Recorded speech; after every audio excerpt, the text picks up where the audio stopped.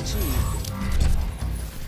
Anyone who's been following my podcast, or whatever the heck you want to call this prediction show, for a prolonged period of time, they know I'm a huge sports fan. I watch all sorts of sports, and you know, recently soccer has really grown. Oh, shoot, Justin, look at that, perfect timing. I've got a bet today on the Swedes, and they just drew first blood against the Swiss in the second half, I'd say, about the 66th minute. They're up 1-0. I've got them, and I parlayed them with Colombia to knock off the Brits. I think the Colombians are being very undervalued here, or the Brits are being overvalued. Either way, England.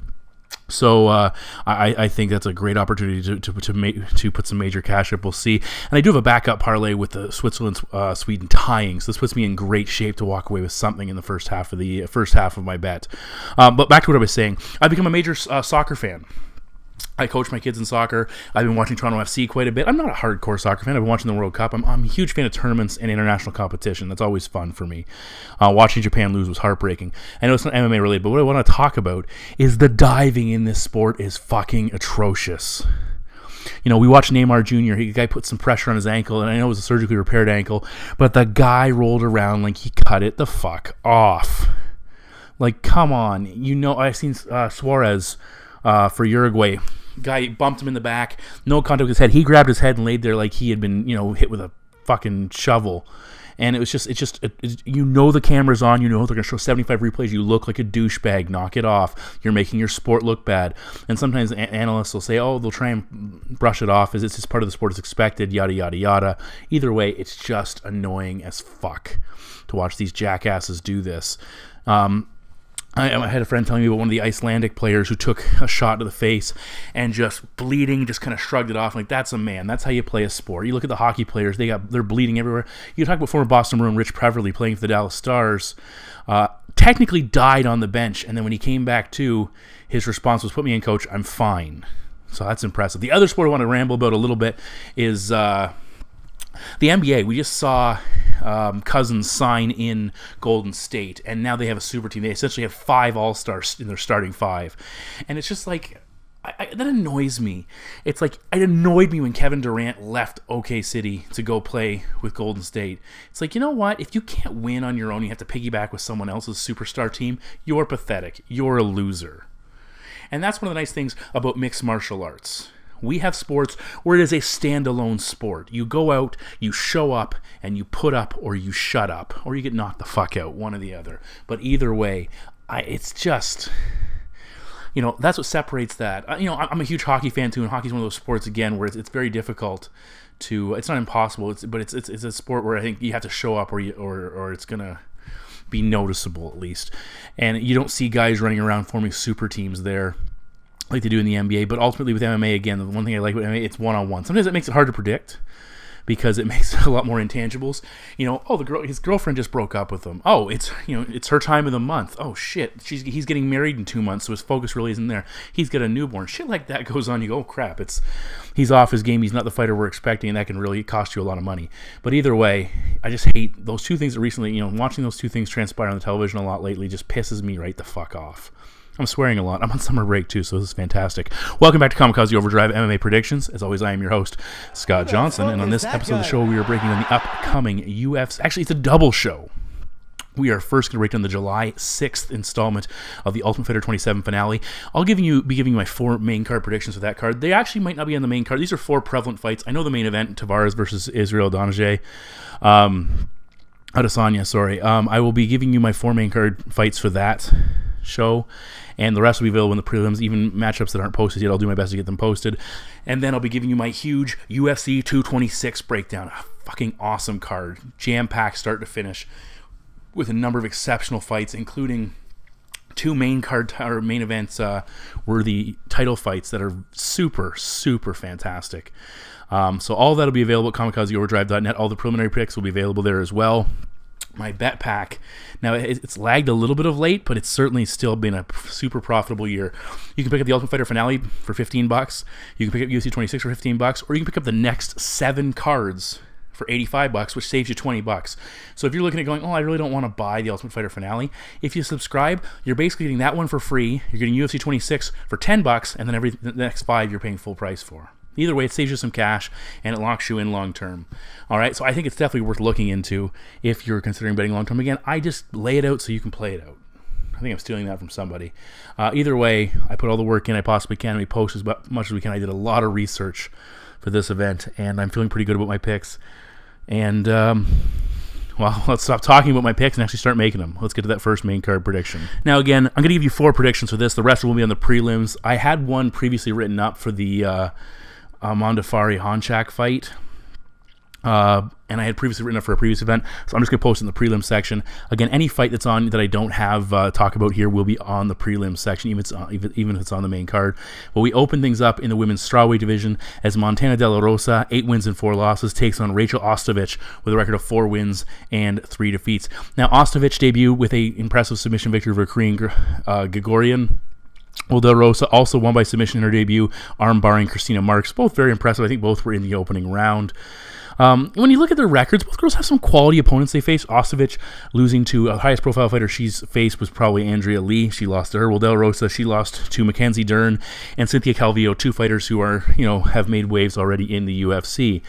Physically, De La Rosa, 4 inches taller. She'll have a 6-inch reach advantage over Ostovich, and she is the younger girl by 4 years. Now, Ostovich, she's a good grappler, very capable grappler. She's not an overwhelmingly strong takedown fighter, not a super awesome wrestler. She will keep driving on her takedowns, which could get her in some trouble. But for the most part, she doesn't have that super next-level wrestling skill that can lead to a takedown. She needs her opponent to maybe initiate the grappling scenarios to, again, give her a chance to go to work with her submission game. Now, she does have a good transition game. We saw that in her last fight where she got put on her back, or at least went to her back, and transition, locked with the armbar, stuck with it, and eventually got the submission. And that was pretty solid. Again, we didn't see a heck of a lot of her in that fight. And again, you only put so much stock into what you see on The Ultimate Fighter because you know those are different conditions than what they're fighting in here. Now, for De La Rosa, when she fought Christina Marks early, Marks is a pretty capable striker, and De La Rosa was getting cracked early with some strikes, but she clinched up right away, and she went to what she does best. She's a 3-time All-American high school wrestler, and that showed up here. She's got good takedowns, and in any fight, that should allow her to dictate where the fight takes place. Whether she wants to shoot for takedowns and put them on their back, or her opponent wants to shoot, and she says, no, we're going to stand and bang, she'll keep it standing. And that's crucial, especially, and again, a lot of people say, when predicting and looking at women's MMA, it's not quite to the level men's MMA is yet, so some of those key attributes, like, for example, wrestling, still big in men's MMA as well, but it plays that much more significant at this level.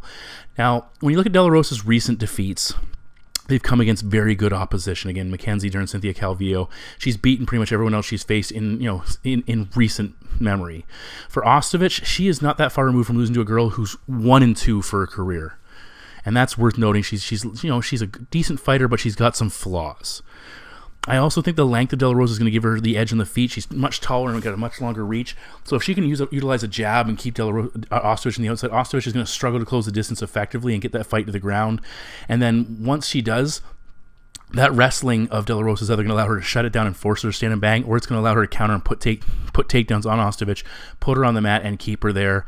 Ultimately, I think this fight comes down to who can grab the submission. I think De La Rosa has the better tools to do so. So my prediction is Montana De La Rosa to defeat Rachel Ostovich by submission. Our next fight takes place in the UFC middleweight division as Alessio Di Chirico, 11 wins and a single loss, takes on the Cuban Missile Crisis, Julian Marquez, 7 wins and a single defeat. Now, Di Chirico's coming off a KO win over Oluwale Bamboze. He's 2-2 in the UFC, alternating wins and losses, so that would put him in line for another defeat if he can't break that trend. For Marquez, he took a UFC debut after a pretty solid Dana White Tuesday Night Contenders fight and won a crazy back-and-forth brawl with Darren Stewart, picking up the victory by submission. Physically, Marquez, 2 inches taller, he'll have a 1-inch reach advantage, and he's a year younger than the Italian fighter. Now, looking at Marquez first, the guy likes to stand and trade. He'll use a jab to close the distance, and then he throws with power. On the inside, elbows and knees, short punches. He likes to absorb damage. He's constantly attacking, and he puts very limited focus on his defense. 6 of his 7 wins have come by knockout, 4 in the first round, and the only time he's lost in his career was the only fight that actually went by round 2. So that gives you an indication sometimes of what you're dealing with. So Now, another thing that stood out to me is both in his time outside the UFC and in the fight against Stewart, he spent some time on his back. Stewart, who's not a world beater as far as wrestling is concerned, took him down 4 times. Now, Marquez got back up. He punished him on some of the takedown attempts and eventually pulled off a submission based on Stewart getting tired and shooting for a takedown. But again, it's a concerning thing that as you reach those higher level guys who can exploit that and not slow down, that's going to cost you. Now, Marquez, I don't think fights very economically. He was tired after the first 3 minutes, and the Stewart fight came at a very torrid pace, but he was still tired after the first 3 minutes. He was getting backed up, he was getting hit, he was getting taken down, and I didn't like what I was seeing out of him. Now for Chirico, he is 6-1 in fights that go beyond round 1, and he is 4-1 in fights that go to into round 3. So those are pretty solid numbers, which indicates he should have an edge if this fight gets into the second half. Now Chirico has 5 wins by knockout, 4 submission victories as well, and he's coming off the first KO victory of his career, or first knockout victory since 2015, which was a pre-UFC fight. Overall, he's mixed together some decent volume in some of his more successful performances, hitting in the 60 strike range. He's landed 5 takedowns over his 4 fights as well, so he's capable of mixing things up. When he fought Bamboze, he timed his strikes well. He threw some hard knees. Not a lot of volume. It's like he was a little bit cautious against Bamboze, how dangerous he was, and how unorthodox that seemed to throw him off a little bit. Where he did have success, when you go back to the fight with McClellan, who was a pretty low-level fighter, Chirico was having a lot of success grinding him into the cage, controlling him, looking for takedowns, landing strikes, and really mixing it up, and that's what he has to do here. Ultimately, I think this fight should come down to conditioning. I think both guys are very durable. I just don't think Marquez has the conditioning here if he can't get Chirico out of there quickly. Marquez ultimately spends too much energy when engaging. He has limited experience beyond round 1, and his defensive focus is just not there. I think Marquez will come out aggressive early. Chirico's going to have to play some defense, probably counter with some takedowns, force him to get back up. I think we see the Italian take over in the second half of the fight, and my prediction is Alessio Chirico to defeat Julian Marquez by decision. The third fight from the TUF 27 finale that we're breaking down takes place in UFC's featherweight division as Alex Bruce Leroy Caceres returns to action with 13 wins, 11 losses, and 1 no contest. He takes on Martin El Toro Bravo with a record of 12 wins and a single loss. Ultimate Fighter winner. Ultimate Fighter, I believe, was it Latin America victor recently? Now, you look at Caceres, he has been struggling. He's coming off a split decision loss against Wang Guan. He has lost 3 of his last 4 and 6 of his last 9. Now, he's been facing pretty good competition during that span, but still, it's a pretty tough record to sell. For Bravo, he debuted with a TKO victory over Claudio Pulis before a 26-second loss to Humberto Bandenay. He was one of the biggest underdogs on the card, Bandenay, and he pulled off a pretty solid upset over Bravo in that fight. For Caceres, he's 2 inches taller. He'll have a 2-inch reach advantage. Bravo is the younger fighter by 5 years. And it's worth noting Bravo won the Ultimate Fighter at lightweight, and Caceres has fought as low as bantamweight, but coming back up. Has come back up recently. Now, Bravo, he's very aggressive. He carries a fairly good pace, 4 wins by knockout, 5 wins by submission, just 2-0 in decisions. He throws a decent jab, mixes up his offense fairly well. When he's taking on Pulis, the ultimate thing that put him down, he was working head and body, and Pulis just kind of collapsed under the weight of the offense. That also gave him a little bit of trouble against Bandenay. He seemed to kind of come forward a little aggressively, and he walked into that knockout loss. Again, well-timed, kind of one of those kicks that turns into a knee. But either way, he's a fairly aggressive striker. For Caceres, he's had issues with fighters that bring pressure and that hit hard, that seem to back him off. He's only been knocked out once, but he's hurt multiple times and gets backed off, and that's a big concern for him. But when he's at his best, when he's fighting loose and long. He's throwing jabs out there and kicks and keeping his opponent kind of moving forward, but not able to get in range to land things. That also, he has to utilize his cardio edge. Utilize that cardio, be loose, as I said, and in rounds 2 and 3, up that volume against a guy who's, moving forward constantly and throwing with power, not necessarily conserving, trying to get him out of there. Ultimately, Caceres also needs to mix in his grappling. It's an area. He's not a great wrestler, but if he gets that fight to the ground, he's got excellent sweeps, excellent submission attempts, and that's something. He's a guy who can do a lot of damage, have a lot of success from that position. For Bravo to win this fight, he needs to pressure him early, back him up, hurt him, and keep attacking. Caceres, I think, will drag this fight into the deep waters, mix in his ground game. I think this is the type of fight that Caceres absolutely has to win. So my prediction is Alex Caceres to defeat Martin Bravo by decision. And finally, what is the main event on the TUF 27 finale? It takes place in the UFC's middleweight division as the 8th-ranked Brad Tavares, 18-5-0, takes on the last style bender, Israel Adesanya, with a current undefeated record of 13 wins and no losses. Now, Tavares, he's dealing with a foot injury. That's the first thing we need to make note of here. That nearly scrapped this fight. His team, it seemed like it actually had, and his team came out and said, no, he's going to try and go. He's going to do what he can here. Ultimately, could still scrap the fight. Thiago Santos is basically on deck and has been told if Tavares can't can't go. You're going to step in and take this matchup. If that happens, I will do my best to get one of those posted in the prelim prediction section for this matchup. Now, Tavares, he has really found his stride again. He had an earlier surge in his career, and he seems to be getting there again. He has won 4 in a row, 5 of 6, and his only loss in recent memory was to the current champion of the division, Robert Whittaker. At least significant. He lost to Yoel Romero, but I say Whittaker's the most significant loss he's had in his last handful of fights.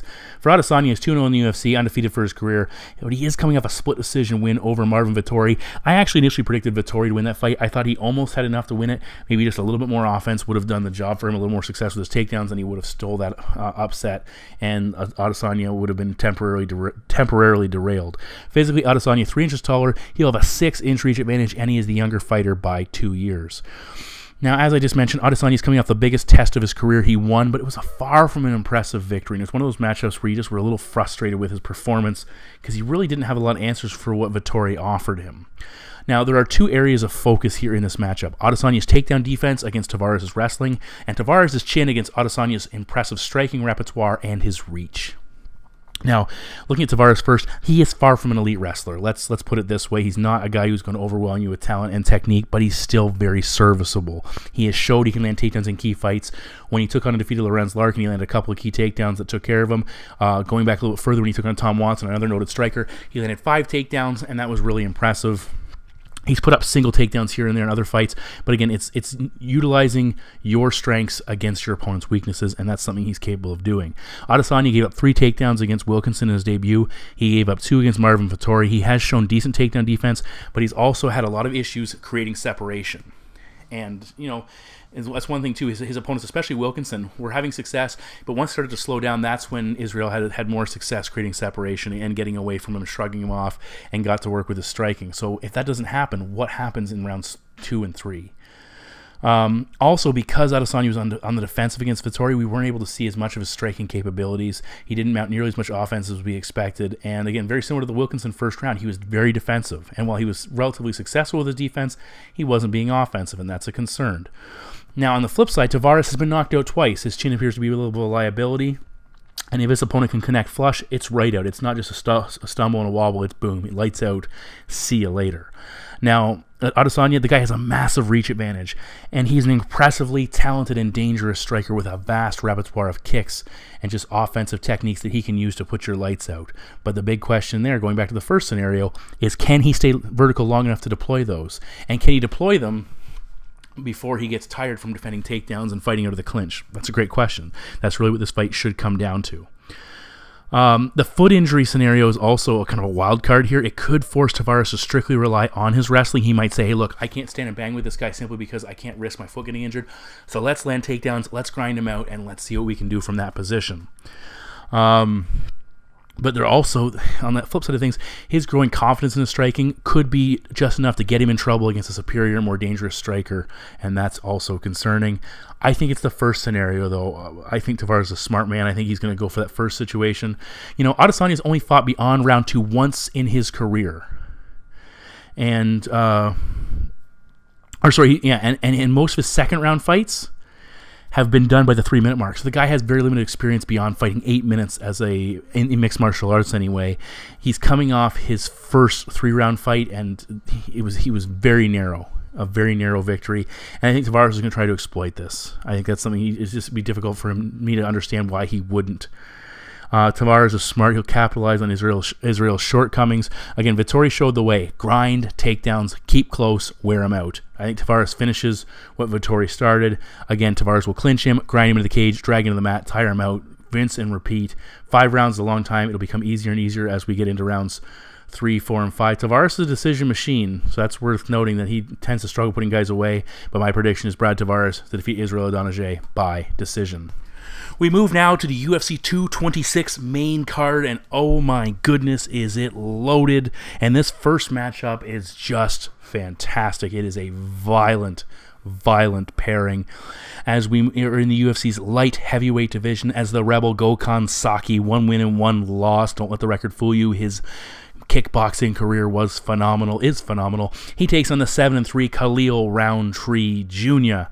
Now, this fight was originally scheduled to go down back on December 30th, but Saki pulled out with an injury, and Rountree lost a decision to the man who stepped in to replace him. Saki, he debuted in the UFC and it was his second pro fight in mixed martial arts with a violent first-round knockout of Henrique da Silva. It was his first MMA fight since 2004, and actually his first fight of any nature in almost 2 years, so certainly an issue there. For Rountree, he had won 2 in a row before his last loss, but it turns out the fight was actually overturned. His opponent popped, and as a result, we get to see Rountree in this fight going down one more time in relatively the same situation, same scenario. Physically, Rountree 1 inch taller with a 3 inch reach advantage, and he is 7 years younger than Gokhan. Now, Saki, he looked good early in that matchup, but he was clearly impacted by his time away, ring rust, octagon jitters, whatever you want to call it. He started to fade in that first round.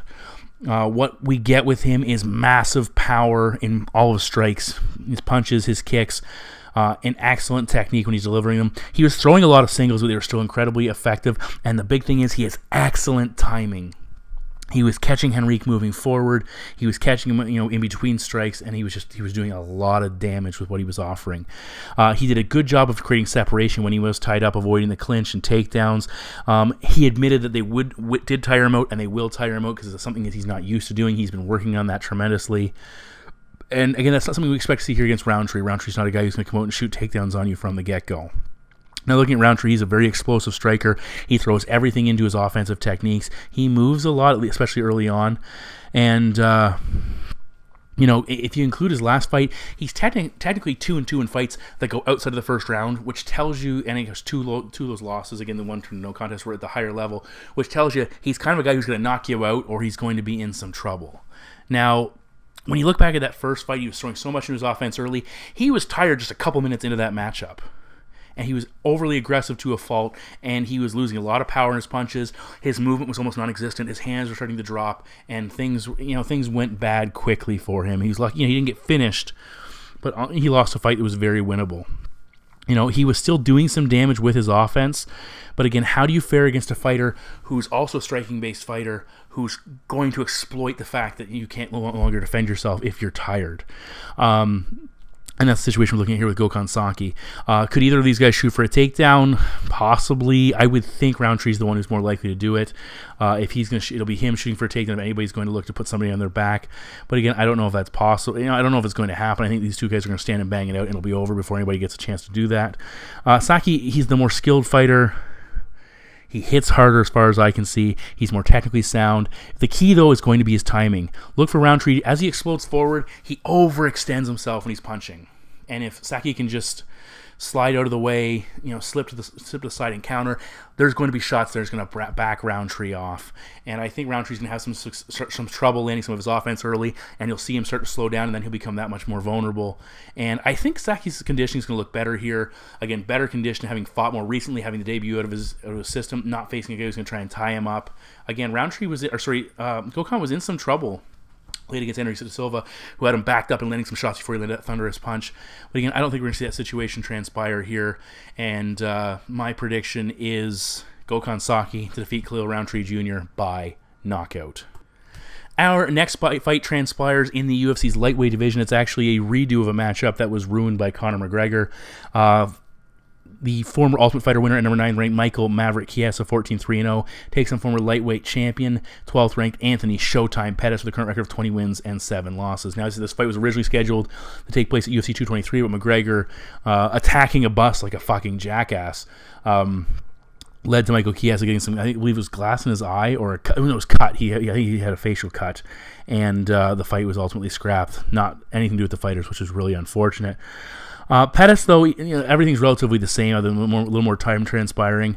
Pettis is coming off a loss to Dustin Poirier. He has just 2 wins in his last 7 fights, and he still says he can contend for a title, but he's had a sudden drop off cliff for his career, and he seems to be trending downward. For Chiesa, he had won 3 in a row and 5 of 6 before that controversial submission loss to Kevin Lee. His other loss during that span was that TKO loss to Joe Lozon. So again, 2 controversial and far from definitive defeats against good opponents. Chiesa could be on a sizable winning streak and really gaining a lot of momentum, and he certainly can with another win here. Physically, Chiesa 3 inches taller, he'll have a 3-inch reach advantage, and they are the same age.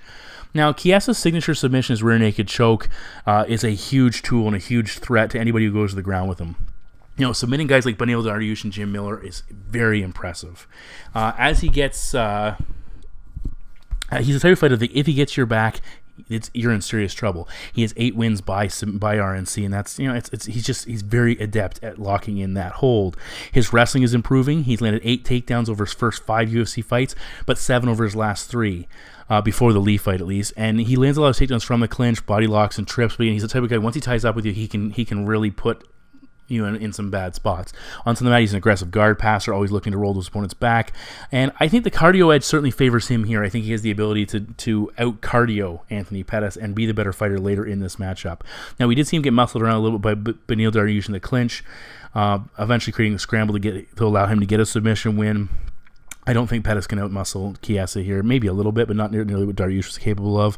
Pettis is still a developing striker. He has a decent left cross. He has a long jab. He'll attack in the clinch with knees and elbows. We saw him drop Jorge Masvidal. He has some power, and he can catch an opponent in the exchange. But, we saw him against Dariush getting tagged and hurt. He was struggling to move into range at times to score early takedowns, and I think that's something Pettis can take advantage of. Pettis, he offers a lot of kicks. He has excellent leg dexterity. He throws a lot of single strikes, though, which I don't like. I'd like to see him throw some combinations and put 2 or 3 punches and strikes together. But he needs to do damage with his offense. He can still be impactful, but he needs to do damage even if he can't finish his opponent and make everything count. He is 2-4 in his last 6 fights to go the distance. And one of those 2 wins, a split decision over Jeremy Stephens. His style, again, I say this in every time I predict Anthony Pettis fights, his style does not translate well over longer fights. He's kind of a front runner. Overall, he's 4-5 in decisions, which isn't a good record for a championship caliber fighter. We've also seen Pettis have issues with gritty fights. He needs time to attack. Melendez mauled him early. Raphael took his title away from him by putting pressure on him constantly. Alvarez outworked him in a fight I predicted. Holloway blitzed him and put him down. And Dustin Poirier broke him. I think that could be a big impact coming into this matchup, where we saw Pettis survive with Oliveira on the mat and kind of in a good back-and-forth fight. But Poirier showed if he can't get out of bad spots, he's in trouble. Again, Pettis is a capable grappler, but again, he can be taken down. He will attack off his back, but it's not a winning position. He's given up 12 takedowns over his last 4 fights. That is a recipe for disaster against Michael Chiesa. Ultimately, Chiesa needs to push Pettis, outwork him, make it ugly, clinch him, take him down. Pettis has to land those big shots, kicks to cover the distance, hurt him or finish him, stay at range, keep separation, and outwork him with his strikes. Ultimately, I think Chiesa's too tough. He's too good on the floor. Pettis did survive with Oliveira. He did not survive with Poirier. I think Chiesa is more of a Poirier-style fighter on the ground, where he'll rough and tumble with you and can fit. And I think Oliveira just didn't quite get where he wanted to go. I think Chiesa will. And my prediction is Michael Chiesa to defeat Anthony Pettis by submission. Now we're at the midway mark of the main card. We are in the UFC's heavyweight division as the #1 ranked former title challenger, Francis the Predator Ngannou, 11 wins and 2 losses, takes on the 5th ranked Derrick the Black Beast Lewis, 19 wins, 5 losses, and 1 no contest. Now Ngannou is coming off his first loss since his 2nd pro MMA bout back in 2013. He had won 10 consecutive bouts, including 6 in the UFC. Ultimately, that fight was a title fight loss to the current state champion Stipe Miocic. Now, Lewis has won 7 of his last 8, which includes a loss via TKO to Mark Hunt. He was losing his last fight to Marcin Tybura. I had picked Tybura to win that matchup before storming back late with a stoppage victory, and he seems to do that a lot late recently. So, he's got a good record, but there are some blemishes on that record if you really look and really investigate. Now, as I just mentioned, Ngannou, he could be facing that post-title fight letdown scenario. Can he get refocused? Can he get back on track after going 5 rounds with the champion and coming up short in a fight that he was never really in? He had moments. He was in it. He had moments. He had big moments. I had Stipe. A lot of people had Ngannou. I saw the weaknesses. I saw the wrestling and the cardio being key for Stipe, and they really were. But can Ngannou get back on track, get a win here that puts him back in position to probably win one more fight to contend for the title? Physically, Ngannou 1 inch taller, have a 4-inch reach advantage, and he's a year younger than Derrick Lewis. Lewis should be the heavier man by, I would say 10 pounds, maybe 12 pounds, depending on how they tip the scales.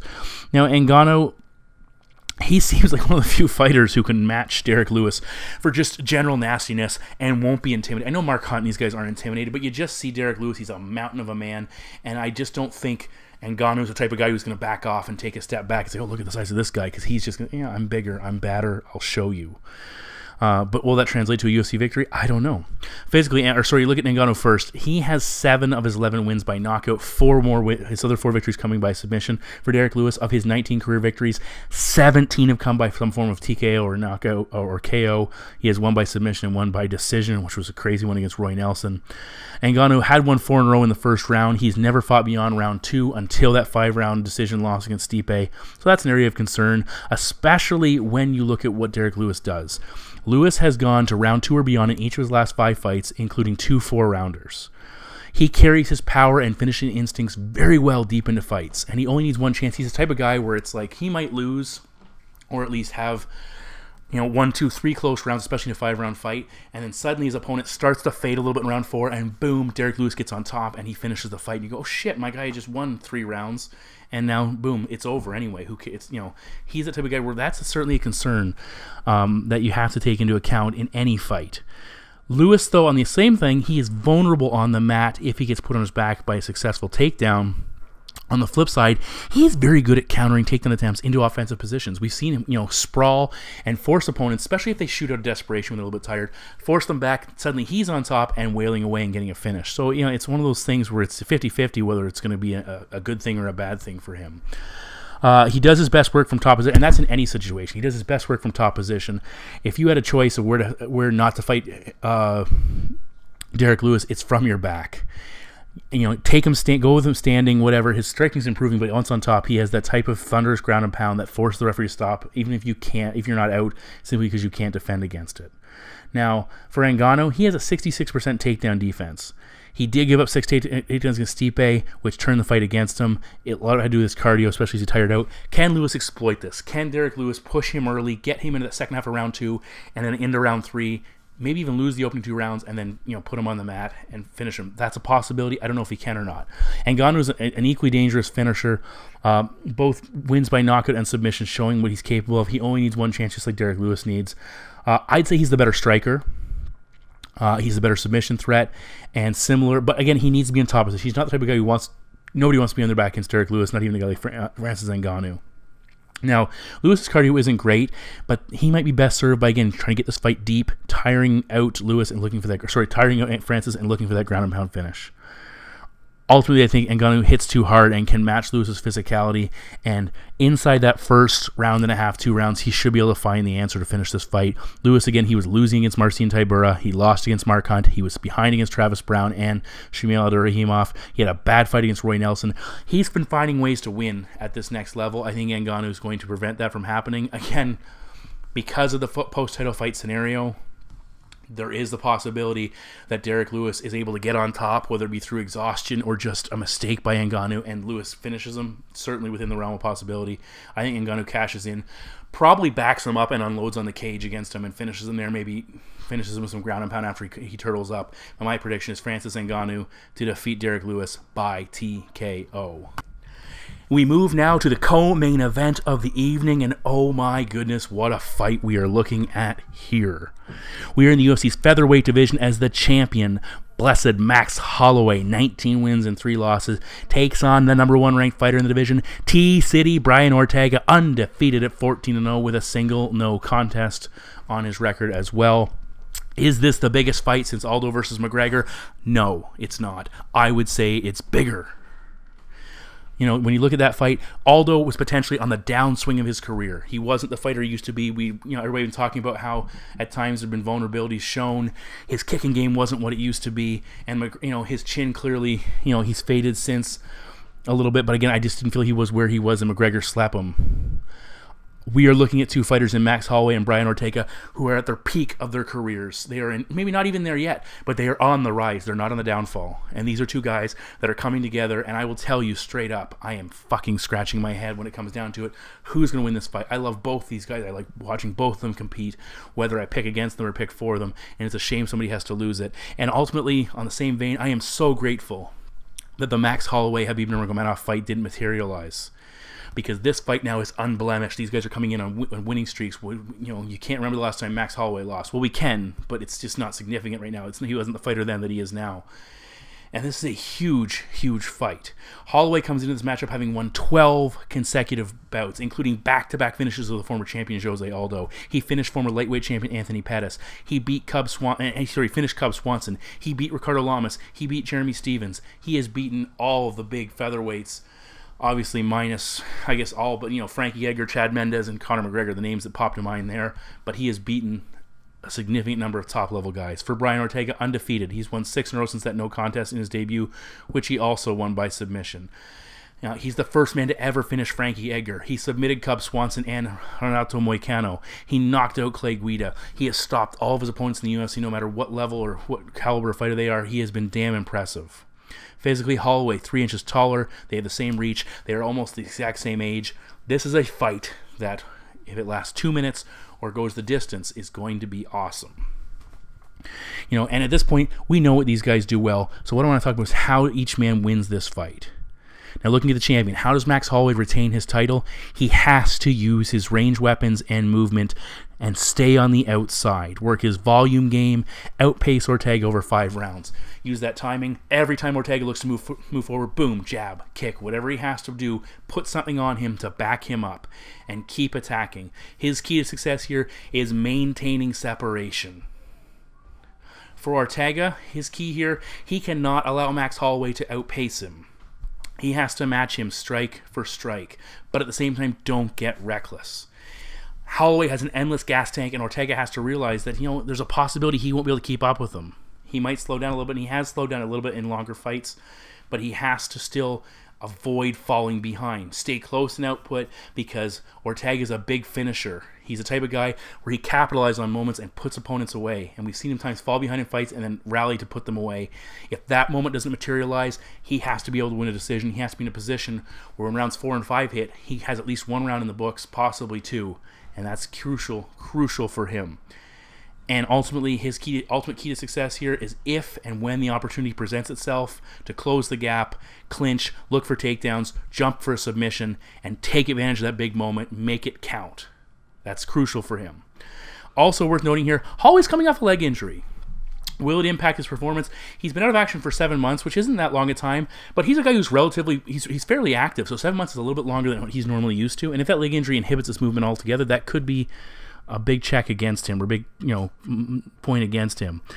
Holloway, though, has excellent timing. He knows how to attack without exposing himself. He can do it over 5, can he do it over 5 rounds? Absolutely, I believe he can. On the flip side, he normally has a big reach advantage. He is the taller fighter, but he has the same reach. And that's one thing with Ortega, is he's a type of pressure fighter who's going to come forward and he's going to keep attacking. He's going to keep putting pace and pressure on Holloway, and he's going to prevent Max from really feeling comfortable. And we actually saw Max, I would say he was falling behind early against Aldo before he got the finish in those fights. And that's something he can't afford to do against a guy like Ortega, because if Ortega doesn't slow down and suddenly Max is behind by a round or 2, that's also a concern. Brian Ortega, he said he is the first real submission threat that Max Holloway has faced since Charles Oliveira, and we never got to see that fight truly play out because of Oliveira's injury. I think T-City, and the big thing with T-City as well, is he's willing to simply engage because he's not afraid of getting taken down. He's not the type of guy who's, what if he counters with a takedown? What if he catches me with a jab moving forward and puts me on my ass? I don't want to be in that position. Ortega's bring it on. He wants that shot. He wants that opportunity to work from his guard and attack. The manner in which Ortega gets behind against Cub Swanson, against Clay Guida, even against Renato Moicano, they are certainly, it's concerning. And if he can't catch up, and he said if he can't get that finishing situation, Holloway's just going to be like a racehorse and pull away from him. And that's a huge concern. But the manner in which he is a threat everywhere this fight goes is equally as concerning if you're a Holloway supporter. We've seen Ortega, his striking's getting better. He throws hard, and he throws a variety of techniques. He's shown at a clinch position. He shot against Cub Swanson. He doesn't need the takedown to set up a fight-ending submission. He can lock you up from the clinch on the cage and finish that fight. If he gets the fight to the ground, top position or bottom position, he is a fucking threat, and that is a huge concern here. I went back and forth. Am I concerned about the submissions of Ortega and his overall finishing skills, or am I concerned more about the timing and volume and cardio of Max Holloway and the striking of Max Holloway? Am I concerned that Holloway we haven't seen Holloway face a super dangerous ground fighter just yet and put in a disadvantageous position. Or am I concerned with the fact that Ortega, again, falls behind opponents in striking exchanges and lets them get ahead a little bit and then rallies back? And eventually I picked Frankie Edgar to beat him because I thought he would fall behind in that fight and then wouldn't be able to catch up against a top caliber fighter like Frankie Edgar. Ultimately, again, back and forth. I wouldn't be shocked to see either man win this fight. I like both guys. I won't be upset with either man winning this fight. I think ultimately Ortega is eventually going to find his way to a submission. Probably in the clinch position against Max Holloway. If he doesn't hurt him on the feet and knock him to the ground, he'll probably tie him up in a clinch, maybe get jump that guillotine. And my prediction is Brian Ortega to defeat Max Holloway by submission and become the new UFC featherweight champion.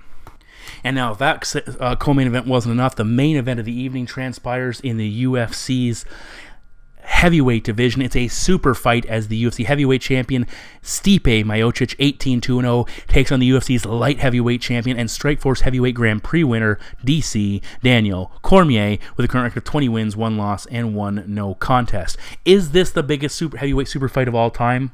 Cormier, as I just mentioned, the winner of the Strikeforce Heavyweight Grand Prix. Stipe, the most successful heavyweight champion of all time. Very interesting possibility. Stipe has won 6 consecutive bouts. He's defended his title 3 times versus world-class competition. He has 1 loss in his last 10 matches. That was a close fight. That's way back when he fought Junior Dos Santos first, before he was really climbing. He's just starting to climb that mountain. I picked him to win that fight. I thought he won the fight, but ultimately he did not get the nod. For DC, he lost to John Jones. Prior to that, though, he won 4 in a row. He lost to John Jones his first title defense. He won 4 in a row, beating Anthony Rumble Johnson twice, Anderson Silva, and Alexander Gustafsson. Very impressive. He was stopped by Jones. No contest. We know the story there. He's coming off the TKO victory over Volkan Ozdemir. He has been on an impressive run as well. Ultimately, that big asterisk that still hangs there. John Jones. And, of course, John Jones with the asterisk saying, PEDs, everything else. Like, what's going on? Stipe, 5 inches taller than Daniel Cormier. He will have an 8-inch reach advantage. Cormier, for his last heavyweight bout against Roy Nelson, weighed at 224 pounds. Now, obviously, that was a fight where he was preparing to go to light heavyweight, so he probably weighed closer to 235 in previous bouts. But, he wasn't a big man. He wasn't a big heavyweight. Stipe will be around the 240, 245 mark. Somewhere in between there, and he is the younger man by 3 years. Now, when you compare DC, compare John Jones to Stipe Miocic, both those men are 6'4". Jones actually has a 4-inch longer reach than Stipe, so that should give you a recent comparison to the type of, outside of the weight, the type of fighter, physical attributes that DC will be trying to overcome here. Now, as we know, Daniel Cormier has fought at heavyweight before. He beat Bigfoot Silva. He beat Josh Barnett. He beat Frank Mir. He beat Roy Nelson. He was able to get in the inside against the much longer John Jones and have some success landing his strikes. So it's not like it's out of the realm of possibility that against bigger men. But it's also worth noting, when he last fought at heavyweight, he was 34 years old. That was 5 years ago. He's 39 now. So definitely 5 years as you're pushing. And I know in the heavyweight to heavier divisions, age isn't nearly as big a deal, but still, he's getting up there. He's getting close to the end of his career. He was recently finished for the first time in his career as well. Whether it's a no contest or not, it's still the toll taken on the body. When you look at DC back when he fought at heavyweight, what made him good as a 265er? His wrestling. Obviously, that flipping of Josh Barnett was damn impressive. The fact that he's not going to get taken down and can take guys down when he wants to, that was awesome. But his speed was very good as well, both in his movement and his hand speed. Against slower guys like Bigfoot Silva and Roy Nelson, his ability to unload quick combinations and do damage was, that was one of the reasons he was so damn successful. Now, when you say all that stuff, but then you look at the guys he was beating. And then you look at Stipe Miocic. He is facing the most complete heavyweight he has ever faced. Stipe offers speed, he offers size, he offers good cardio, excellent power, good striking, good wrestling, and above all else, a very sound game plan. He's a very smart fighter. Stipe has been effective because he has so many tools to call upon, but ultimately I'd say his wrestling has been one of his fortes. It won't be an option against DC, at least early on, but we've seen him know how to take guys down and put them down. We saw John Jones put DC down. Could Stipe look to try and grab one of those, acclaims too and say, hey, look, I put an Olympic wrestler down on the mat. I can wrestle with the best of them. I don't know. We'll have to wait and see. Can DC take Stipe down? You know, he was unable to get Jon Jones off his feet for anything significant. If he can't take Stipe down, is it a bigger loss for DC to lose his wrestling than it is for Stipe? And I believe it is. I believe if Cormier cannot wrestle Cormier cannot wrestle Miocic effectively, that really takes away from one of the things that makes Cormier great, and that's a huge concern. If this fight devolves into a striking contest, who has the edge? Stipe, he has the edge in power, he's got the edge in height and reach, and we've seen DC get rocked before. Rumble Johnson rocked him, Gustafsson rocked him, Jon Jones finished him. You know, he has traditionally struggled with heavy hitters that he can't take down. When he's forced to exchange with guys, you know, Gus was having a lot of success against DC in that fight. Rumble, I thought, was going to beat him if he could have just stayed vertical and finished and got after him early. Jon Jones beat him because he could stay vertical and landed all those big strikes and eventually put him down. You know, DC's effective because he uses pressure and he's durable. He eats shots. He moves forward. You can't do that against a heavyweight hitter like Stipe. If you want to go all the way back, and this is not a great comparison, but way back in the day, Stipe was fighting in the main event, and Fabio Maldonado opted to step up and take the fight. And Fabio Maldonado, for all intents and purposes, is a blown-up middleweight fighting a light heavyweight. But one of the things, he was incredibly durable. Glover Teixeira beat the ever-loving hell out of him, and the referee had to stop that fight. He didn't go out. He's taken some big shots at light heavyweight and survived. He's a tough dude, and he's a boxer. Stipe hit him, and it was over. It was just like a man hitting a child. Boom, down he goes. And I'm not saying DC is going to be that much of a house of cards with the Jack of Hearts pulled out from underneath of him. But a couple of those strikes that Stipe lands, a couple of those big shots that Stipe throws, if they connect, look out. You know, if Francis Ngannou and Alistair Overeem can't one-punch Stipe out of existence, or Junior Dos Santos, I don't see Daniel Cormier doing it. Stipe, I think he's just going to be too much for Daniel Cormier at this stage of the game. I think we're going to see Stipe defend Daniel's wrestling early. He might, like Gustafsson, he might give up a big takedown early. But unless Daniel can get to his back and lock in a rear naked choke or pound him out, it's probably not going to lead to a victory. And eventually Stipe is going to defend those takedowns and force Cormier to stand up. And as long as, you know, Stipe is not exhausted, which I don't think that's going to happen unless this fight gets into rounds 4 and 5. But in the meantime, we're going to see, you know, Stipe land a bunch of big shots, and eventually one of them's going to hurt him, probably back him up, and we're going to see Cormier fold up. And my prediction is Stipe Miocic to defeat Daniel Cormier by knockout. So those are 9 predictions for the upcoming Ultimate Fighter 27 finale and UFC 26's main card. All of my other picks that aren't posted here, and I know someone's going to ask, they're all available at kamikazeoverdrive.net. The bet packs will be available. You can spend $15 on either one of these bet cards, or you can get a subscription for the next 7 cards. It saves you $20, so it would be the equivalent of spending $10 on these 2 cards and paying for the next 5. It's a good deal either way. And I don't give you 1 or 2 bets and say, here you go. I give you my opinion on every single fight. And I know with the Ultimate Fighter coming out on Friday night, I'm going to have to bust my balls to get that posted. And that's my plan. I will get things done as quickly as I possibly can. I'm hoping to have as many of the Ultimate Fighter prelims and other fights that I didn't predict done today. And we'll go from there. Thank you as always for tuning in. You can follow me on Twitter at KO_predictions. And I will do my best to live tweet as much as I possibly can going forward. Take care, guys, and I will talk to you soon. Hi.